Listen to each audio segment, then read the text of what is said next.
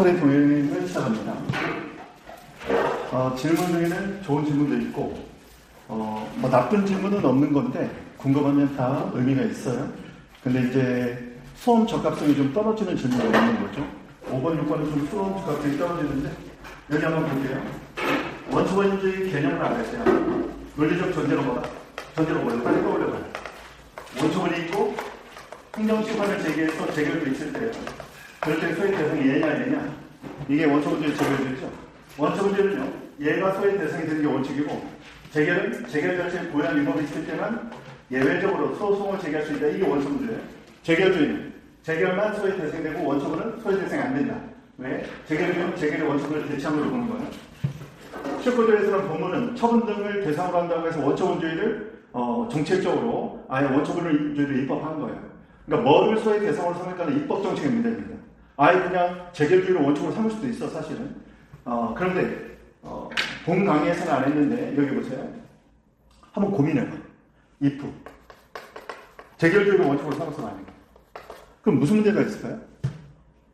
자, 좀 뜬금없는 질문이었는데 항고소송의 취지가 뭐죠? 항고소송의 주된 목적은 뭐예요? 권익구제. 그래서 이 소송의 성질이 뭐다? 주관소송이었잖아요. 그런데 부차적인 목적이 또 있다고 했죠. 이게 뭐였어요? 그렇죠. 행정통제. 행정통제라는 것은 권력분립 원칙을 구현하고 있는 거잖아요. 이것도 의미가 있단 말이에요. 행정통제. 재결주의를 취하면 행정통제에서 무슨 문제가 생길까요? 무슨 문제가 생길까? 그렇죠. 얘는 지금 소외 대상이 뭐라고? 재결. 그럼 피고가 누가 돼요? 재결청이 된다고. 행정처벌위원회가. 잘못을 저지르는 처분청이 피고가 안 되는 거야. 그럼 처분청은 나중에 행정소법 17조에서 소송 참가를 시킬 수는 있긴 한데 피고적격이라는 의미는 사실은 소송에서 책임을 물린다는 의미를 좀 갖는단 말이야. 그런데 만약에 재결주의를 취하면 이때는요. 피고는 항상 행정심판위원회가 돼. 행정심판위원회에서는 좀 뜬금없을 거 아니야. 내가 처분한 것도 아닌데 내가 재결했다고 맨날 불려나가야 되잖아 지금. 소송만 걸리면 맨날 행정심판위원회가 피고로 나가야 될 거 아니야. 행정심판위원회가 감당하겠어? 예를 들면 서울시 행정심판위원회 서울에서 일어나는 모든 사건이 거기로 다 몰릴 텐데 얘네 맨날 소송하다 판나게? 안 되겠죠. 그러니까 원처분제를 취해야 소외 대상이 원처분이 되니까 원처분청이 피고가 되는 거야. 그러니까 원처분제가 앉혀놓고 피고로서 책임을 물리는 거란 말이야. 너 왜 이런 처분했냐고. 네가 재결주의를 취하면요. 재결 소외 대상이 되니까 너 왜 이렇게 재결을 했어? 처분이 이렇게 나왔어요. 처분이 왜 그렇게 몰라요. 쟤네가 그렇게 처분했어요. 그럼 쟤네 불러봐. 이게 소송차인 거야. 그러니까 행정통제적 기능을 생각한다면 원처분주의를 취해서 원처분청을 세우는 게 사실은 행정통제의 바람직한 측면이 있단 말이야. 입법 정책의 문제긴 하지만. 이해됐어요? 그런데 나중에 보면 원처분주의는 취소소송에만 해당됩니까? 빨리 지금 38조 1 항 찾아보세요. 취소소송을 규정하고 나서 38조 1항에서 무효동항해소송의 준용, 부작위법항해소송의 준용. 부작위는 준용될 게 없지. 부작위는 처분 자체가 없는 거니까. 근데 무효항해소송에는 처분을 대상으로 하잖아요. 19조 준용하고 있어요? 안 하고 있어요? 38조 1항에서. 준용하고 있죠? 그러니까 무효항해소송이라는 항고소송에도 당연히 원처분주의가 관철되어 있는 거예요. 이해됐어요? 다만 부작위법 항해소송은 처분이 있어요? 없어요? 없으니까 원처분주의라는 말 자체가 성립이 안 되잖아. 부작위는 처분 자체가 없는 거니까. 그러니까 부작위에서는 원처분주의라는 말을 쓰면 안 되는 거야. 이해됐어요? 왜냐면 원처분주의는 원처분의 소외 대상이라는 건데 이거 답안지 잘못 쓴 사람들 많다고 제가 지적했죠. 처분하고 재결은 좀 구분되는 개념이야. 취소의 대상이라는 점에서는 동일하긴 한데 보통 처분 등이라고 쓰면서 등이 재결이거든. 그래서 등은 재결인데 처분하고 부작위는 개념적으로 완전히 다른 거야.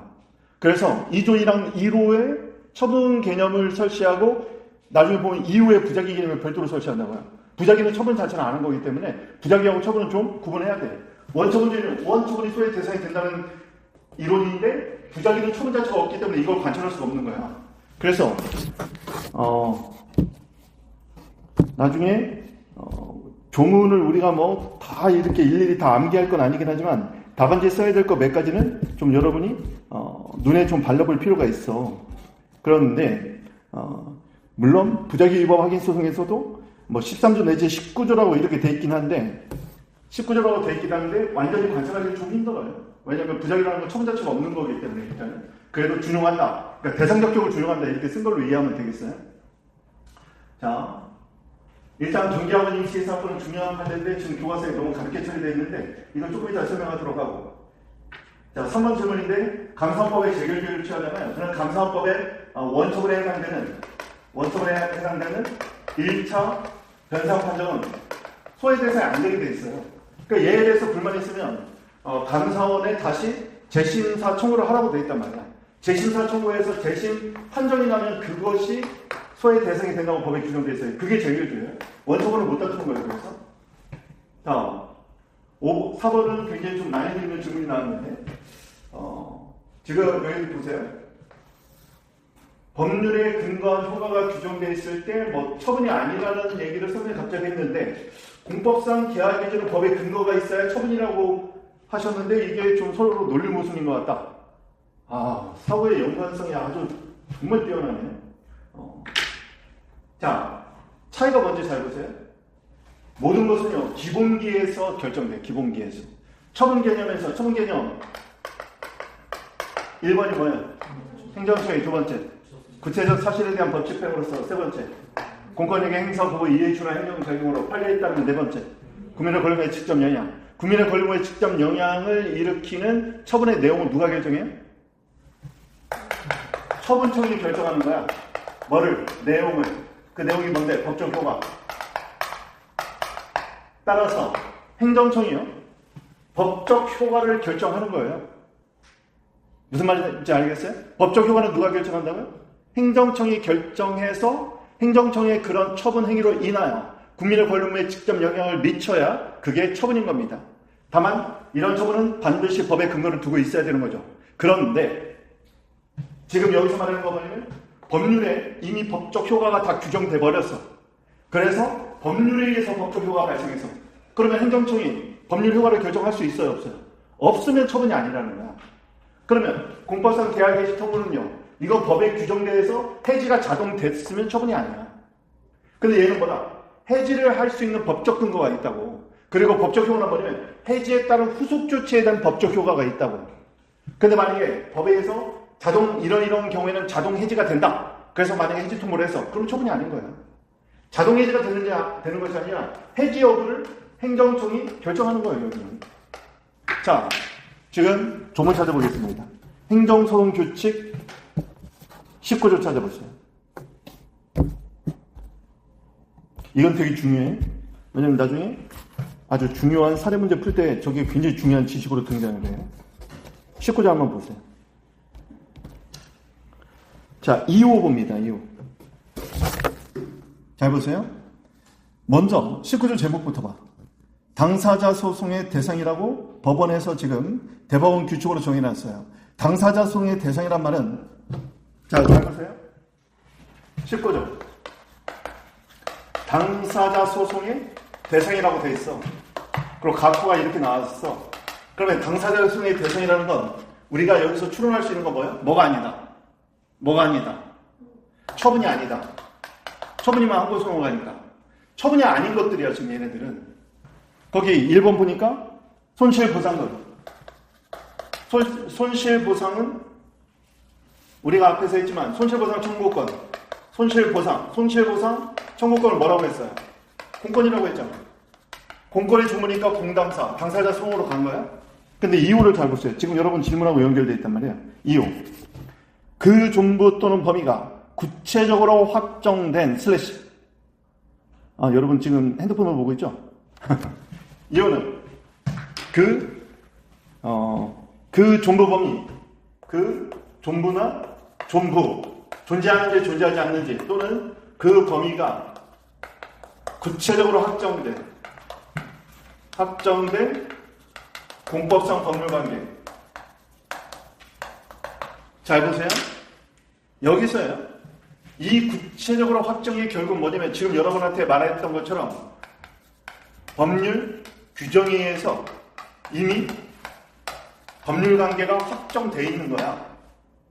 이 말은 그 법률관계의 존부 또는 범위를 행정청이 결정한 게 아니라는 겁니다. 지금 이런 경우에는 법률 규정에서 이미 법률관계가 확정됐다는 말은 법률관계는 여러분 그래서 첫날 배운 게 이게 중요한 거야.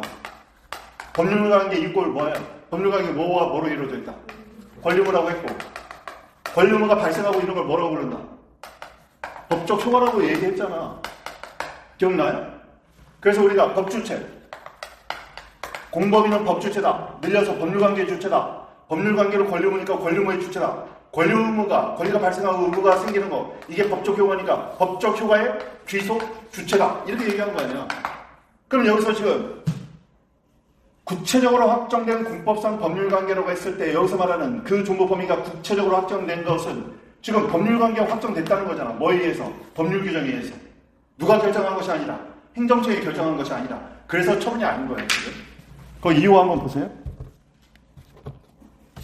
2호. 가번. 납세 의무 존보의 확인. 납세 의무는요, 조세 법률주의 있죠? 조세 법정주의라고도 하고 조세 법률주의. 법률에서 이미 결정됐기 때문에 행정청이 뭐라고 해도 그건 단순 사실의 통보가 되는 거지. 그리고 마목, 바목 보세요. 공무원의 보수, 퇴직연금 등의 지급 청구. 이건 되게 어려운 거야. 마목. 이게 작년에 변호사 시험에 나온 거거든. 퇴직연금. 퇴직연금은요, 공무원 연금법에 의해서 결정이 돼. 따라서 공무원연금관리공단이 내용을 스스로 결정할 수 있는 게 아니에요. 퇴직공무원의 퇴직금 산정은 법에 의해서 다 정해져 있어. 노동법 같은 거 배우면요, 노동자가 나중에 퇴직을 하면 퇴직금 산정 기준이 다 있어.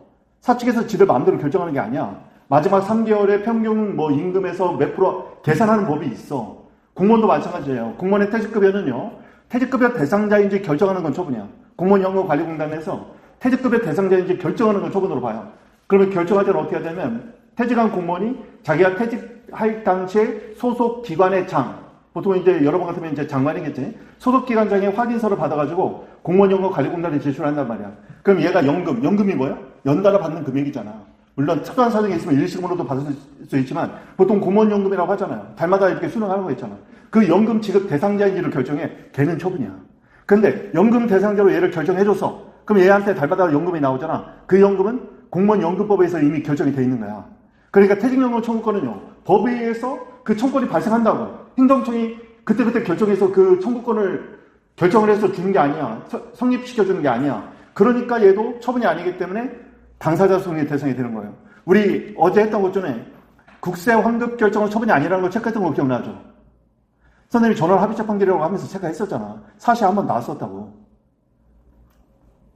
그 어서 빨리 찾아봐. 복수하네? 선생님이 사실하고 전원 합의체 판결을 분명히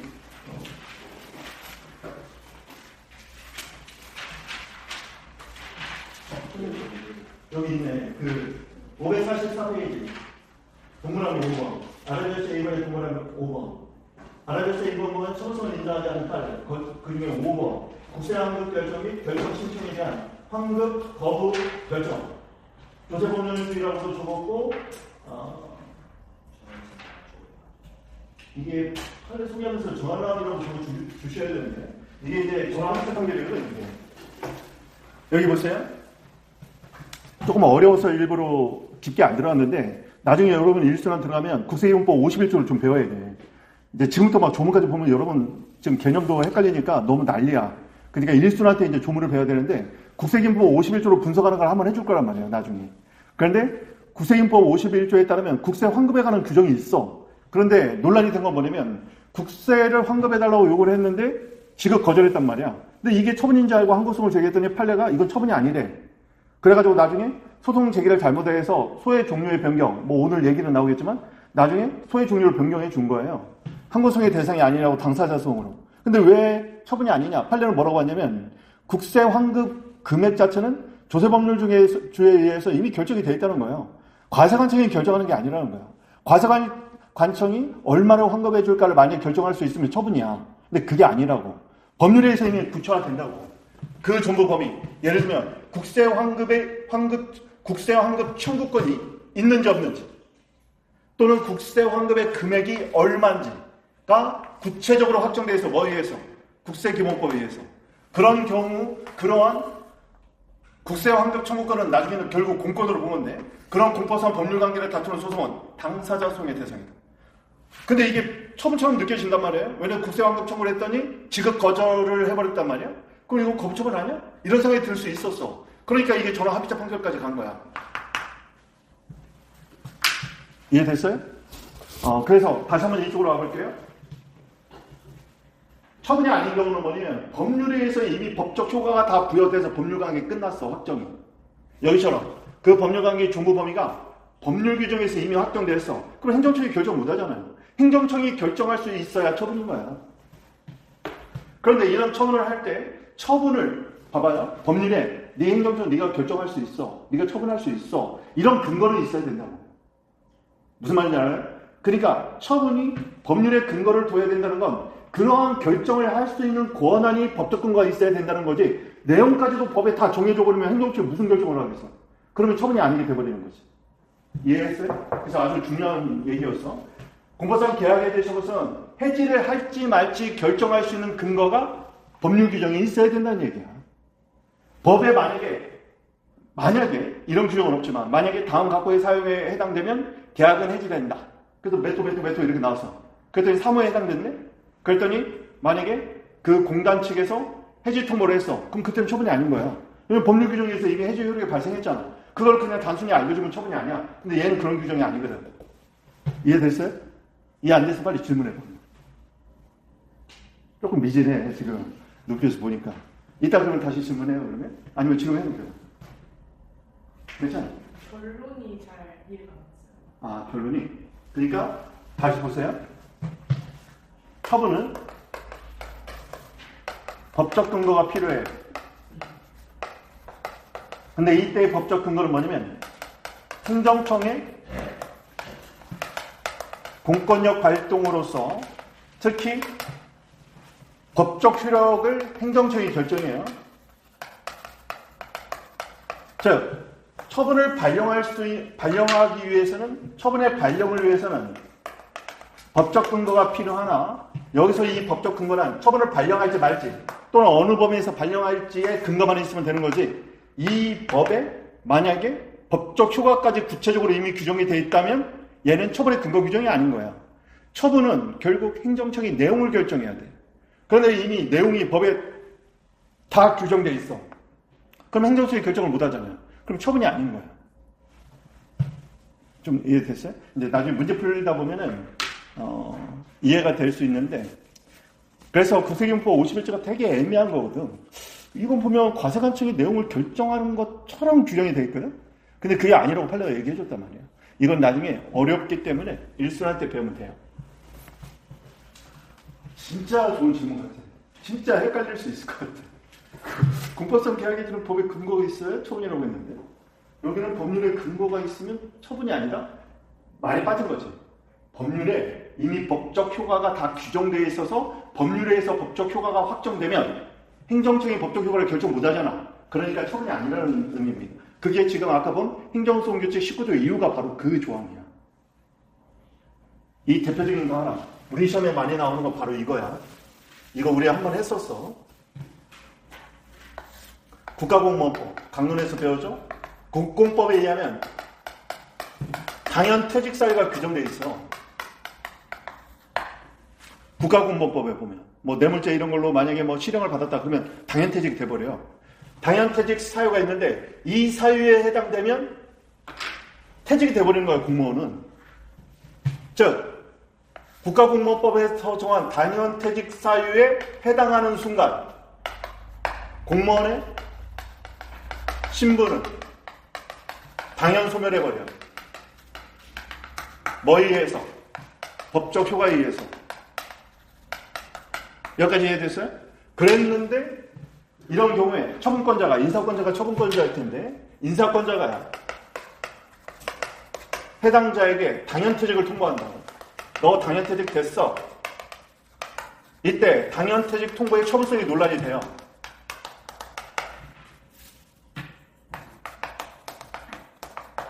처분성 인정돼야 안 돼요? 안 되는 거야. 왜요? 법률 규정에 의해서 이미 퇴직됐다고. 인사권자가 결정한 게 아니라고. 그러니까 얘는 처분성이 인정되지 않아. 그럼 인사권자가 하는 처분성이 인정되는 거 뭐냐면 직권면직을 시킨다든가. 이게 직권면직 처분. 야, 너 나가. 이거거든 이게. 또는 상대방이 사직원을 제출해서 원하는 의사에 따라서 면직시킬 때. 이러면 이때는 처분성이 인정되는 거예요. 그러니까 직권면직 처분, 의원면직 처분 이렇게 부른단 말이야. 이건 뭐냐면 인사권자가 상대방의 신분을 소멸시키는 의사표시를 담아버린 거예요. 여기. 그래서 직권면직 처분이 상대방에게 도달해서 효력이 발생하는 순간, 처분서가 도달해서 효력이 발생하는 순간 신분이 소멸하는 거예요.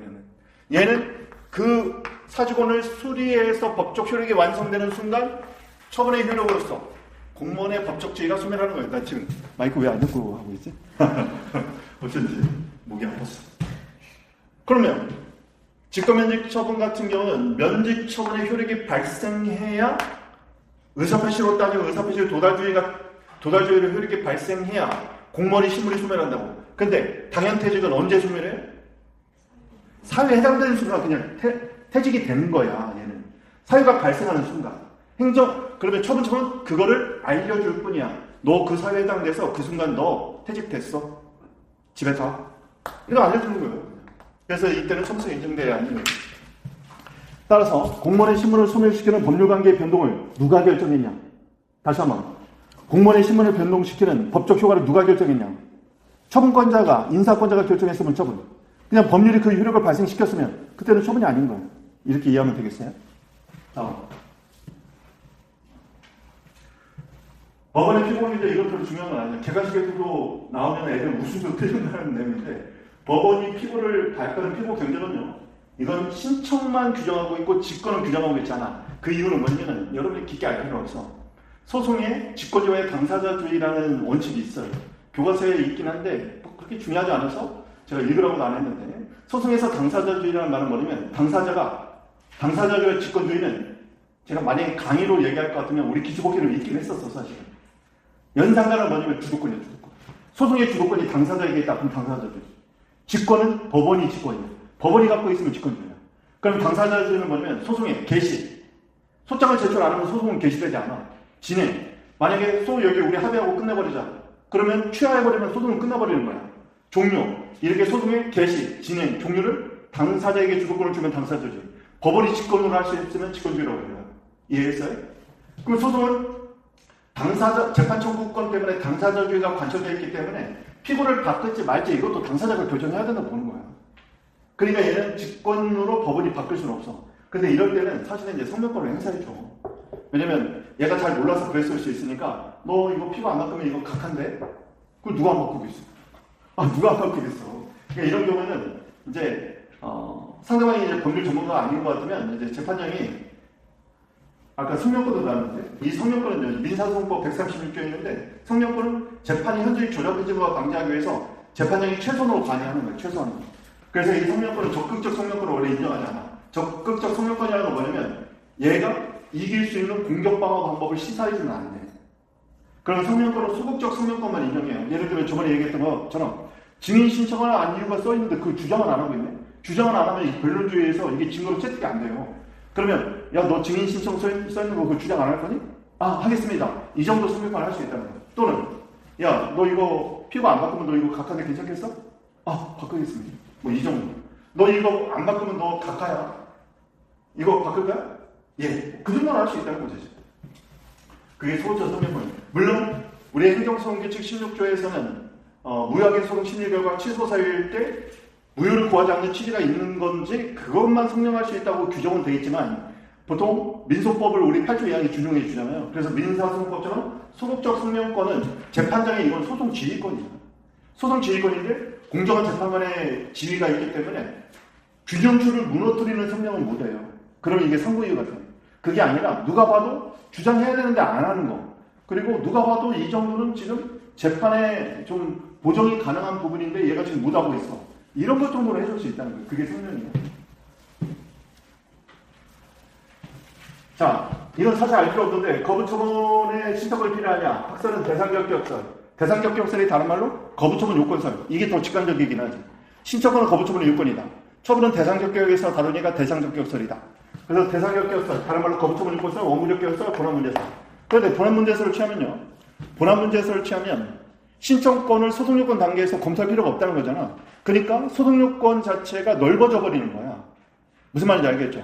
그냥 신청권이 없어도 소송요건을 통과할 수 있다는 거잖아요. 그런데 이게 보통 협의의 소익이 소송 남용을 방지하기 위한 것이어서 국민의 재판 처권을 보장하면 소의 이익을 가급적 넓게 해석해 주려고 하는 거거든. 그러니까 어떻게 보면 본안문제설은 소익을 넓게 인정하는 쪽에서는 아예 소송요건 단계에서 신청권을 따지지 말자 이런 견해가 나온 건데 뭐 그렇게 중요한 학설이 아니에요. 다솔인, 종래, 원고적 격설의 논거와 대상적 격설 정도만 알면 돼요. 자, 마지막 경기학원 사건인데 이건 사실 이제 일순환 때 하면 되는데 혹시 경기학원 다니는 사람 있어요? 있을까봐 조금 이게 강의할 때 좀 그런데 제가 아는 저희 형님 친구분이 지금 원래 변리사 활동하시다가 경기학원에 교수로 가셔가지고 지금은 산학단장인가 그래서 한 3, 4년 전인가 같이 이제 식사하면서 한번 물어봤어요. 경기학원 요즘 사태가 어떠냐고. 우리 행정법에 아주 중요한 판례를 제공하는 학교인데 그때는 3년 전에 들을 때는 그때도 아직 난리더라고. 그때도 아직 총장이 뭐 아직 공석이라든가 경기학원이 있어요. 최근에도 한번 무슨 일이 있어서 작년에 몇 번 경기학원 근처를 간 적이 있었는데 가다 보면 여기가 그 경기학원이구나. 이 학원이요. 이제 학사 비리가 너무 많았어요. 학사 비리가 너무 많아서 우리 그 기본행위 인가 배울 때 보면은 이사회에서 임원을 선출해서 교육부 장관에게 이 임원 취임 승인을 받잖아요.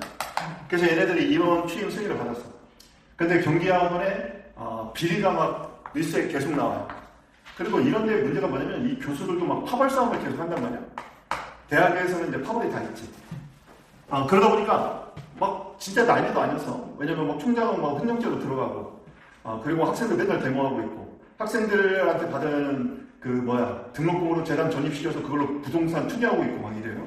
그러니까 하도 이게 논란이 되니까 교육부 장관이 시정명령을 내려. 교육법령에 따른 이 시정명령은요 행정 절차와 21조의 사전 통계와 동일한 의미가 있다는 게 판례야. 시정명령을 내렸어. 야, 니네 학사 일정 정상화시켜. 부동산 투기한 거 다 팔아가지고 재정을 건전하게 만들어. 말을 안 들어. 그리고 교육부 장관이 열받았어요. 말 안 듣니까. 그래서 어떻게 했냐. 얘네 임원 취임 승인을 다 취소시켜버려. 그러니까 임원 TU가 줄어들어 버렸잖아요. 그래서 임시이사를 선임하는 거예요. 그리고 이쪽에 있는 이사 감사들, 등 이사들에 대한 임원 취임 승인을 취소시켜버립니다. 여기서 질문. 임원 취임 승인 취소 처분은 학교 법인한테 나온 거예요? 가백이 나온 거예요? 예전에 했지, 이거. 처분의 상대방 누구예요? A야, 가백. A지. 이거 정확히 해야 돼. 왜냐면 경기학원 임시이사 사건이 되게 유명한 전화합의체 판결인데 이게 5007 3은 이걸 물어봤는데 학생들이 제3자 소모 못 찾아버렸단 말이에요. 판례 원문을 안 읽어봐서. 판에서는요. 임원 취임 승인을 신청한 것도 얘고 갑이고 그래서 인가를 해준 것도 얘한테 해준 거예요. 얘한테. 근데 직접적 이해관계를 얘가 갖고 있는 거지 사실. 제3자긴 하지만. 어쨌든 여기서는 교육부 장관의 처분은 두 가지가 나와요. 첫 번째는 방금 본 것처럼 임원 취임 승인 취소. 두 번째 A 임시이사 선임. 이거 나중에 기출문제에서 풀어볼 거야. 5007 기출문제예요. 최근에 3문에는 이렇게 옛날 판례를 시험했네요. 그러니까 이걸 갑이 다툰 거야. 갑이. 얘 이사가. 그리고 나중에 갑이 다투는 중에 임기가 만료돼. 그럼 쟁점이 지금 뭐뭐 나왔어요? 잘 보세요. 임원 취임 승인에 관해서는 지금 갑은 제3자잖아. 제3자 소송에 원고적 격도 쟁점이 됐고 이건요. 이인 경업자 경원자고 상관없는 제3자 소송. 제3자 소송 그 셋에 한정되지 않는다고 했죠. 그 중에 하나가 얘란 말이야. 그래서 예전에 강의할 때 얘도 한번 얘기해 줬었잖아. 두 번째. 임기가 만료됐네? 그럼 무슨 쟁점이에요? 소위. 임기가 만료되면 소위.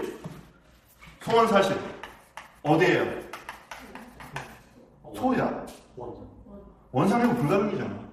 임기가 만료됐기 때문에 지휘회복은 안 되는 거잖아요. 그렇지만 봉급 등에 있어서 회복되는 법률상 얘기 있지. 그래서 원상회복 불가능이야. 근데 다만 여러분이 안 배운 민법 691조 임시처분을 발령할 수 있는 그러니까 TO가 없을 때는 임시이사의 지위는 있어 나중에 보면. 그럼 민사니까 너무 어려우니까 빼고. 어쨌든 소액도 문제가 됐어. 또 소액이 뭐가 문제가 됐냐면 여기서 보세요. 소송을 다투는 중에 임시이사 임기가 만료됐네? 그래서 얘를 비임시이사로 바꿔버려요.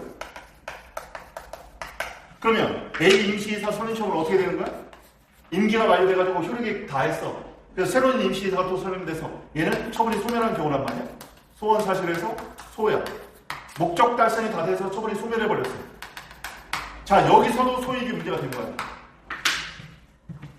즉, A 임시이사를 다투고 있었는데 얘가 기간이 만료되면서 효력이 다해서 A 임시이사 선임 처분 자체가 소멸해버렸단 말이야.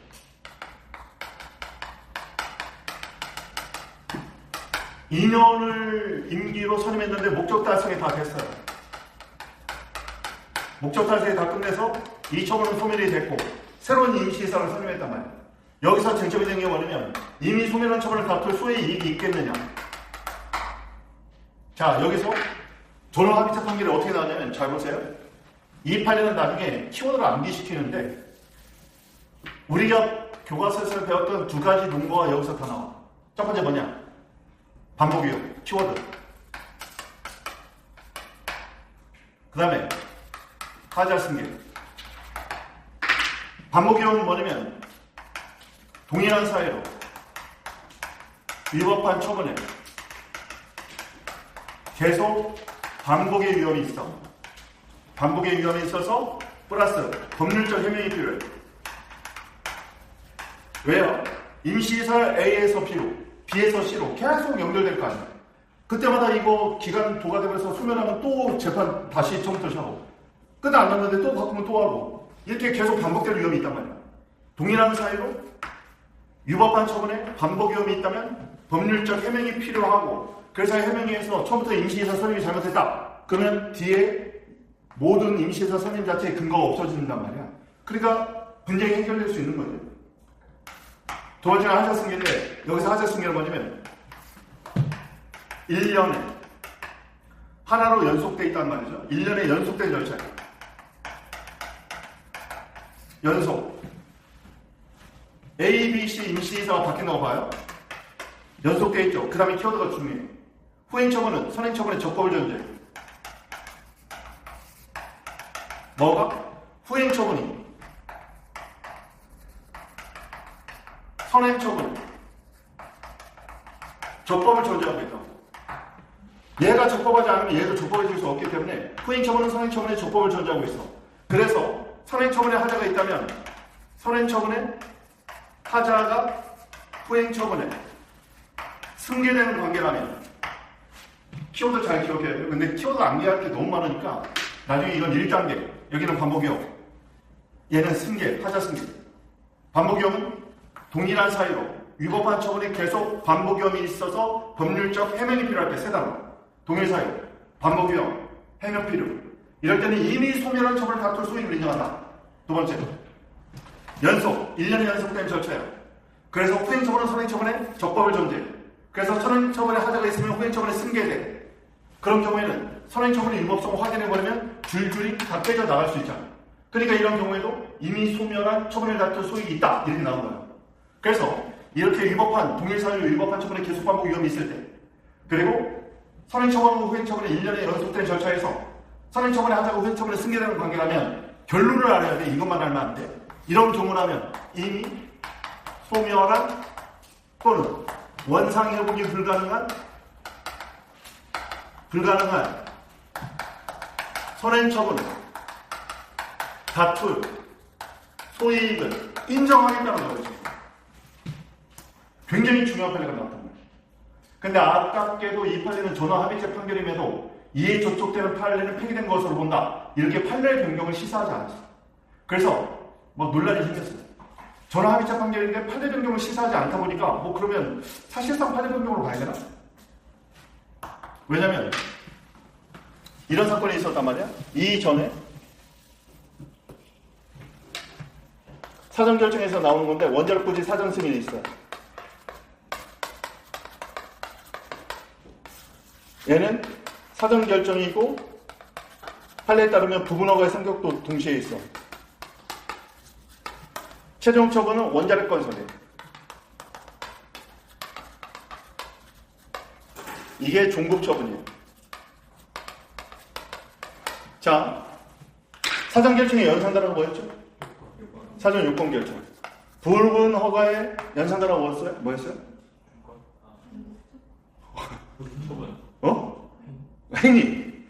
행위로 나갈 수 있다고 했잖아요.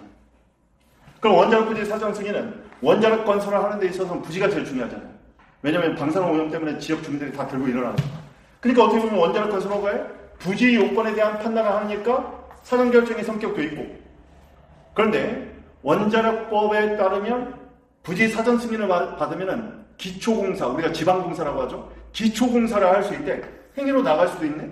그래서 판례는 사전적 부분허가 이런 표현을 써서, 그래서 학자들은 사전 결정의 성격과 부분허가의 성격을 동시에 갖고 있다고 얘기를 합니다.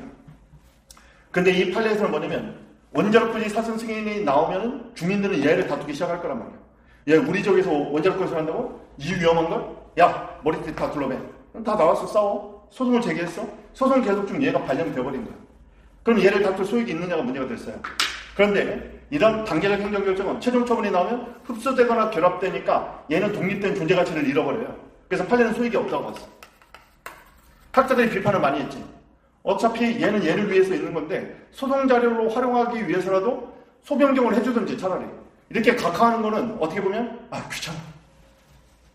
솔직히 말하면 귀찮다는 것밖에 안 돼. 귀찮다. 이거 뭐 주민들 다 막 데모하고 이러는데 각하면 뭐야? 각하. 재판 태생이 아니다. 차버리는 거잖아. 지금 헌재 재판관이 5대3이라는 얘기가 계속 나오잖아요. 5대3. 지금 재판관 임명이 안 돼가지고 그 사람이 들어오면 6대3이 되거든? 위헌 정족수가 6이야. 탄핵 정족수도 6. 근데 지금 5대3이야. 이 3명은요, 정부 측 인사들인데, 윤석열이 진짜 믿는 바가 있었던 것 같아. 이분들 중에서는 각하 의견을 주장하는 사람들이 있대. 각하시키자. 그러니까 양쪽 진영에 휘둘리지 않고 우리 그냥 각하라는 거 판단 안 하겠다는 거거든. 절차적 정당성에 문제가 있다고 시비를 걸어서 그냥 각하시켜버리자. 이런 견해가 있어서 지금 사인이 안 되고 있다는 건데, 근데 지금 이건 굉장히 위헌적 발상이거든. 왜냐면 국회에서 선임한 3명의 몫인데, 국회에서 선임해서 대통령 임명권은 형식적 임명권인데, 지금 국회 몫을 정부에서 지금 임명을 안 해가지고 지금 국회에서 선출해 놓은 건데, 국회 몫인데, 그걸 안 하고 있는 건데, 임명 안 하는 거 위헌이라고 헌재가 얘기했음에도 지금 안 하고 있는 거거든.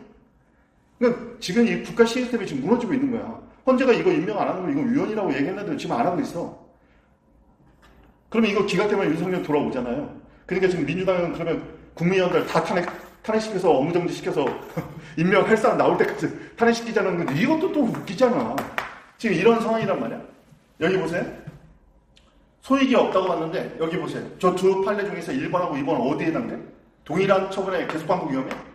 1번이 아니잖아. 근데 2번에 딱 들어가지. 뭐예요? 적법전제. 뭐가? 얘는 1년에 연속된 절차야. 1번 통과. 후행처분은 선행처분의 적법전제. 아니 부지 선택 자체가 위법하면 얘도 위법해질 거 아니야. 후행처분은 선행처분의 적법전제. 그래서 만약에 선행처분이 하자가 있다면 후행처분이 승계돼. 그러면 이미 독립된 존재 가치를 잃어버리고 결합되거나 흡수된 얘를 다퉈서 위법하다고 하면 얘도 위법해지잖아. 그러면 저 판례에 따르면 소익이 인정될 수 있는 거예요. 그런데 저 경기학원 임시일사 사건의 문제점은 전화 합의체 판결이기 때문에 판례를 변경할 수 있는 힘이 있는 판결이었는데, 보통 이럴 때는 판례를 보통 어떻게 쓰면 이런 거 있잖아요. 이 대표적인 판례. 판례 번호를 딱 쓰면서 이 판례는 폐기된 것으로 본다. 이러면서 판례를 변경한단 말이야. 보통 판례를 변경할 때는 둘 중에 하나를 써. 하나는 판례 번호를 딱 쓰고 이 판례는 폐기된 것으로 본다. 라든가 아니면 판례를 변경하고 나서 이에 전촉되는 판례는 폐기된 것으로 본다. 딱 그러면 판례가 변경된 거거든. 전원합의체 판결인데 그 문구를 안 넣었어. 이에 전촉되는 판례는 폐기된 것으로 본다. 또는 해당 판례 번호를 쓰면서 이 판례는 변경된 것으로 본다. 이렇게 해줬으면 진짜 깔끔했단 말이야. 근데 그렇게 깔끔하게 처리를 안 했어. 어쨌든 과거의 원자력 부지 사건에서는 최종 처분이 나오니까 중간 처분을 다툴 소익은 없다가 결론이었지만, 최근 경기학원 임시일사 사건의 논리를 취하면 소익을 더 넓게 인정할 수 있게 되어버리는 거예요. 저게 그 유명한 경기학원 임시일사 사건이에요. 엄청 언급이 많이 돼요. 자, 앞에 봅니다. 경기학원 1단계 연상단어 뭐예요? 1번, 2번. 1번은 반복 위험. 2번은 승계, 하자 승계. 다시 한번 반복 위험, 반복. 하자 승계. 거기서 이제 연상시켜야 돼. 반복 위험은 동일한 행위에 대해서 위법한 처분에 계속 반복 위험이 있어서 법률적 해명이 필요하단 말을 꼭 써야 돼. 반복 위험, 법률적 해명 필요. 2번은요. 1년의 연속된 절차야. 중요한 키워드. 후행처분은 선행처분에 적법을 전제. 그래서 선행처분에 하자가 후행처분에 승계돼. 이럴 때는 이미 소멸한 또는 원상 회복이 불가능한 선행처분에 다툴 소익을 인정하겠다는 거야. 경계가 딱 나오면 머릿속에서 1단계 연상단어 반복위험, 두 번째 하자승계, 2단계 연상단어 반복위험에서 법률적 해명 필요, 그리고 하자승계에서 적법전제, 하자승계. 물론 1년에 연속된 절차까지 쓰면 좋을 것 같아요. 1년에 연속된 절차, 적법전제, 후행처분, 선행처분의 적법전제, 승계, 선행처분의 하자가 후행처분의 승계. 세 단어. 1년, 떠올리란 말이에요. 지금 1년하고 1년. 이러고 말고, 그러지 말고, 서술이 1년, 그러면, 1년에 연속된 절차. 적법, 그러면, 후행처분의 선행처분의 적법전제. 승계, 그러면, 선행처분 하자가 후행처분의 승계되고. 이렇게 안 하면 나중에요. 키워드만 떠올라. 키워드, 세 단어는 떠올랐는데, 그다음부터 이게 문장이 어떻게 되는지 모르겠어요. 처음에 문장 만드는 연습을 해야 되고, 선생님이 키워드를 툭 던져주면, 자꾸 머릿속에 쭉쭉 연상해 내야 된단 말이야. 자, 다시 한번. 반복. 그럼 여러분, 반복이요. 조금 더 하면 계속 반복이요. 동일한 사안에서. 위법한 처분에. 반복, 계속 반복 위험이 있어서. 해명이 뭐예요? 법률적 해명이 필요할 때. 자, 반복이요. 동일한 사안에서 위법한 처분에 반복, 계속 반복 위험이 있어서 법률적 해명 필요. 세 단어. 기억하세요? 동일 사안. 이 뒷단어는 좀 틀려도 돼. 동일한 사안에서. 위법한 처분. 이건 몰라도 돼. 중요한 건, 동일한 사안에서 위법한 처분이 계속 반복된 위험이 있어. 이 단어 놓쳤다고 뭐라고 안 해. 법률적 해명이 필요할 때. 그래서 나중에 연습할 때 이렇게 지우고 이런 단어만 딱 남겨놓는 거야, 이렇게.